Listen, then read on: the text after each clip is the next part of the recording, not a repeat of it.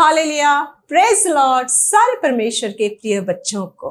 मत्ती रचित सुसमाचार अध्याय 21 में हम एक इंसिडेंट के थ्रू आते हैं। वो इंसिडेंट होता है फल रहित अंजीर का पेड़। हम पढ़ेंगे वाक्य 18। भोर को जब वह नगर को लौट रहा था तो उसे भूख लगी। यहाँ हम देख रहे हैं कि प्रभु यीशु मसीह नगर से लौट रहे थे और उन्हें भूख लगती है। आगे पढ़ते हैं। सड़क के किनारे अंजीर का एक पेड़ देखकर वह उसके पास गया और पत्तों को छोड़ उसमें और कुछ न पाकर उससे कहा, अब से तुम में फिर कभी फल न लगे। और अंजीर का पेड़ तुरंत सूख गया। तो मेरे प्यारे भाई और मेरी प्यारी बहन, यहाँ पर बहुत सोचने वाली बात है कि प्रभु यीशु मसीह सिर्फ उसी अंजीर के पेड़ के पास क्यों गए? वो वही परमेश्वर है जिन्होंने 5 रोटी और 2 मछलियों को बहुत बड़ी भीड़ को खिला के बहुत सारे लेफ्ट ओवर जो बचे हुए रोटी और मछलियां थी वो टोकरियों में इकट्ठा की थी। तो वो क्या अपने लिए उस अंजीर के पेड़ के पास खाना ढूंढने क्यों गए? क्या वो अकेला ही पेड़ था या उन्हें पता नहीं था? नहीं, ये आपके और मेरे लिए बहुत ही सोचने वाली बात है कि प्रभु यीशु मसीह उस सड़क के किनारे वाले अंजीर के पेड़ के पास गए, क्योंकि हम जब पढ़ते हैं तो हमें पता चलता है कि उस पेड़ में पत्तों को छोड़ के कुछ नहीं था। वो पेड़ बहुत ही हेल्दी पेड़ था जिसपे ढेर सारे पत्ते थे, पर एक भी फल नहीं था। प्रभु यीशु मसीह भूखे थे। प्रभु यीशु मसीह हरे भरे पेड़ को देखकर उस पेड़ के पास पहुंचे, पर पत्तों को छोड़ उसमें कुछ नहीं पाकर उन्होंने उस पेड़ को श्राप दिया, कर्स किया कि तुझ में और कभी भी फल ना लगे, और वो पेड़ तुरंत सूख गया। हमें बहुत ही सावधान रहना है आज के इस डेट में, आज के इस टाइम में, जहां पे ईविल, जहां पे दुष्टता बढ़ रही है।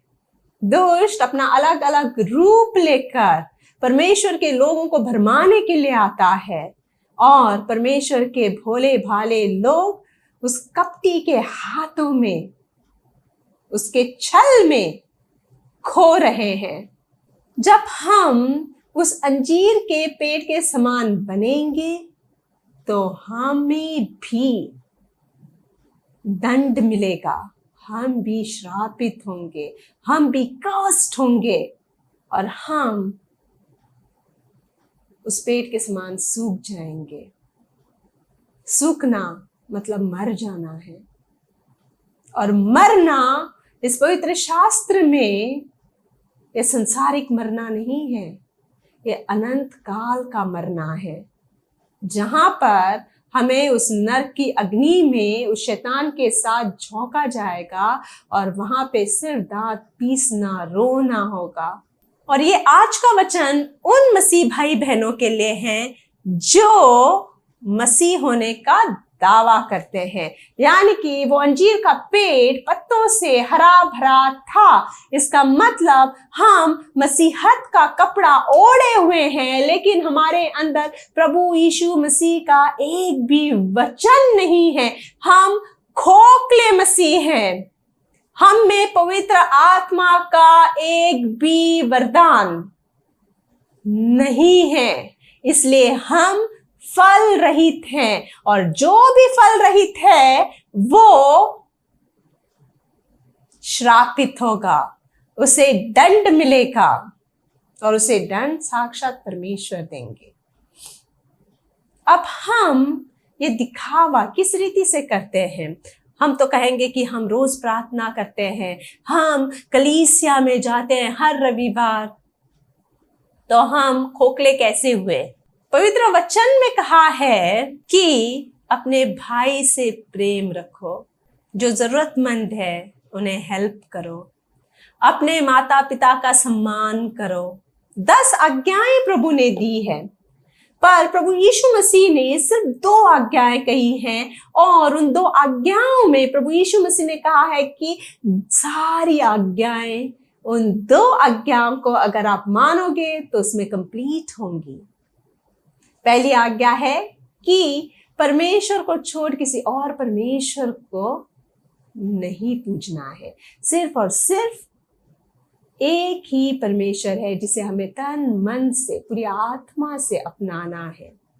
जब आप उस परमेश्वर से प्रेम रखेंगे तो आप अन्य जाति और अन्य धर्म के रीति रिवाज, उनके फेस्टिवल्स में शामिल होके उनके तौर तरीके अपने लाइफ में नहीं अपनाओगे, बल्कि आप जो प्रभु यीशु मसीह ने आपसे कहा है वो आप करेंगे। और आपको एक दूसरे से प्रेम रखना है। जब आप एक दूसरे से अपने समान प्रेम रखोगे तब आप किसी की चीजें चोरी नहीं करोगे, किसी से जेलस नहीं होगे, किसी की हत्या नहीं करोगे, कुछ नहीं करोगे, क्योंकि आप उसे अपने समान प्रेम करते हैं। और जब ये 2 आज्ञाएं हम अपनी लाइफ में ग्रहण करते हैं तब हम पवित्र आत्मा से भरते हैं, हम पे परमेश्वर का अभिषेक उतर आता है। और जब परमेश्वर का अभिषेक हम पे उतर आता है, पवित्र आत्मा हमारे लाइफ में एक्टिवली काम करना शुरू करता है, तो हम फलदायी होते हैं।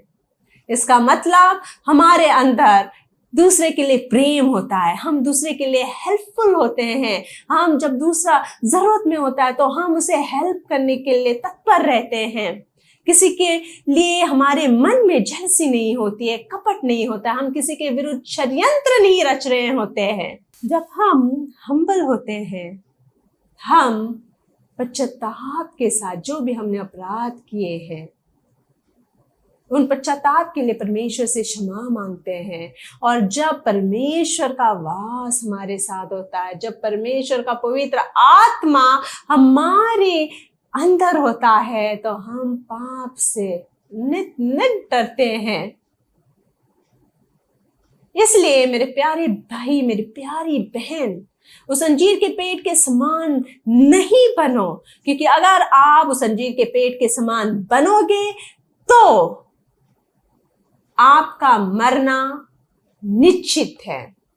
ये एग्जाम्पल जो मत्ती रचित सुसमाचार में प्रभु यीशु मसीह के बारे में लिखा है, वो यूं ही बस पढ़कर भूल जाने के लिए नहीं है। इसका एक बहुत ही वैल्यूएबल, बहुत ही इंपॉर्टेंट मैसेज है। जब आप इस पेड़ के समान नहीं बनोगे तब आप परमेश्वर के कामों को, परमेश्वर के अभिषेक को, परमेश्वर की ब्लेसिंग्स को अपने लाइफ में पाओगे।